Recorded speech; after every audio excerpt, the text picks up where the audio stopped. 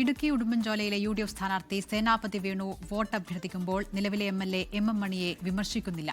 ഇതുവരെ നടന്ന വികസന പ്രവർത്തനങ്ങൾ മികച്ച രീതിയിൽ മുന്നോട്ട് കൊണ്ടുപോകാനും പുതിയത് നടപ്പാക്കാനും ശ്രമിക്കുമെന്നാണ് അദ്ദേഹം പറയുന്നത്.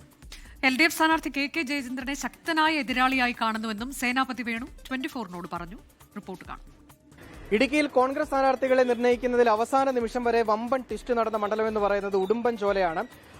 ഇന്നലെ സ്ഥാനാർത്ഥി പട്ടിക വരുന്നതിന് തൊട്ട് മുമ്പ് വരെ ഒരുപക്ഷെ ആളുകൾ കേട്ടിരുന്ന ഒരു പേര് മിനി പ്രിൻസ് എന്നായിരുന്നു. അതിനുശേഷം 2016 ഉടുമ്പൻചോലയിൽ തന്നെ ജനവിധി തേടിയ സേനാപതി വേണു ആണെന്ന് ആ ലിസ്റ്റ് പുറത്തേക്ക് വരികയായിരുന്നു. ഇപ്പോൾ ഈ സ്ഥാനാർത്ഥി നിർണയത്തിലെ ട്വിസ്റ്റ് മണ്ഡലത്തിലും ഉണ്ടാവുമോ തെരഞ്ഞെടുപ്പിന് ശേഷം?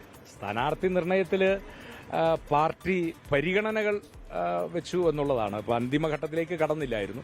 സ്ഥാനാർത്ഥി നിർണയത്തിൽ ഒരു ട്വിസ്റ്റ് ഉണ്ടായിട്ടില്ല.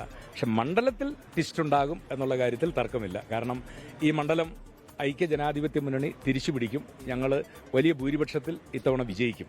ഈ MM മണിയാണ് കഴിഞ്ഞ 10 വർഷമായിട്ട് MLA. അദ്ദേഹത്തിന്റെ വികസനത്തെ പറ്റി ആളുകൾക്ക് പൊതുവെ വലിയ എതിരഭിപ്രായമൊന്നുമില്ല. അപ്പൊ അതിനെ മറികടന്നുകൊണ്ട് എങ്ങനെയായിരിക്കും ഇവിടെ പ്രചരണം നടത്തുക? എന്ത് ആവശ്യപ്പെടും വോട്ട് നേടുമ്പോൾ? ഒന്ന്, ഈ വികസനം എന്ന് പറയുന്നത് അതൊരു തുടർച്ചയാണ്.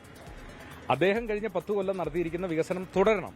അത് തുടരണമെങ്കിൽ അടുത്ത ഗവൺമെന്റ് വരുമ്പോൾ ആ ഗവൺമെന്റിനോട് ചേർന്ന് നിൽക്കുന്ന ഒരു ജനപ്രതിനിധി ഇവിടെ ഉണ്ടാകണം. അപ്പോൾ അദ്ദേഹം നടത്തിയിട്ടുള്ള വികസന പ്രവർത്തനങ്ങളുടെ ഒരു തുടർച്ചയാണ് ഇവിടെ വേണ്ടത്. ഇപ്പോൾ താലൂക്ക് ആശുപത്രിയാണെങ്കിൽ അതിന്റെ നിർമ്മാണം ഇനിയും ഒരുപാട് കാര്യങ്ങൾ നടക്കേണ്ടതായിട്ടുണ്ട്. ഇപ്പോൾ ഉടുമ്പൻചോലയിലെ ആയുർവേദ മെഡിക്കൽ കോളേജ് അദ്ദേഹം കൊണ്ടുവന്നിരിക്കുന്നു.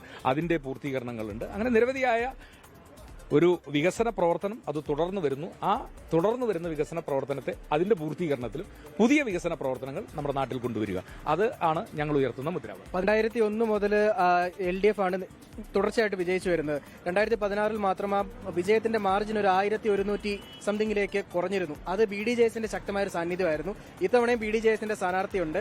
അപ്പോൾ എങ്ങനെയാണ് ആ BDJSന്റെ സ്ഥാനാർത്ഥിയും നമ്മുടെ ഒരു വിജയത്തെ അല്ലെങ്കിൽ നമ്മുടെ ഒരു മത്സരത്തെ കൂടുതൽ ബാധിക്കുമോ? 2016 യഥാർത്ഥത്തിൽ BDJSന്റെ മത്സരം കോൺഗ്രസ് പാർട്ടിയെ ദോഷകരമായിട്ട് ബാധിച്ചു എന്നുള്ളതാണ് ഞങ്ങൾ നടത്തിയിട്ടുള്ള ഞങ്ങളുടെ പഠനങ്ങളിൽ നിന്നും വോട്ട് കണക്കെടുപ്പിൽ നിന്നുമൊക്കെ ഞങ്ങൾക്ക് മനസ്സിലായിട്ടുള്ളത്. അതുകൊണ്ട് BDJSനും NDA മുന്നണിക്കും അവരുടേതായ ഒരു വോട്ട് ബാങ്ക്, LDFന്റെ വോട്ട് ബാങ്ക്, ഞങ്ങൾക്ക് ഞങ്ങളുടേതായ വോട്ട് ബാങ്ക്.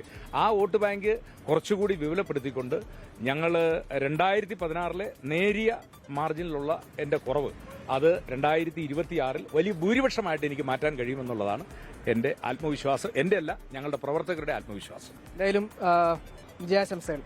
വലിയ ഭൂരിപക്ഷത്തിൽ വിജയിക്കാനാകുമെന്നുള്ളതാണ് സേനാപതി വേണുവിന്റെയും ആത്മവിശ്വാസം. സുമിത്രനൊപ്പം രാഹുൽ വിജയൻ, 24 ഇടുക്കി. ലോകത്തെവിടെയായാലും ഏത് സമയത്തും 24 വാർത്തകളും ഓഗ്മെന്റഡ് റിയാലിറ്റി പാക്കേജുകളും എക്സ്പ്ലെയിനറുകളും വിശദമായി കാണാൻ ഞങ്ങളുടെ YouTube ചാനൽ നിങ്ങൾക്ക് സബ്സ്ക്രൈബ് ചെയ്യാം.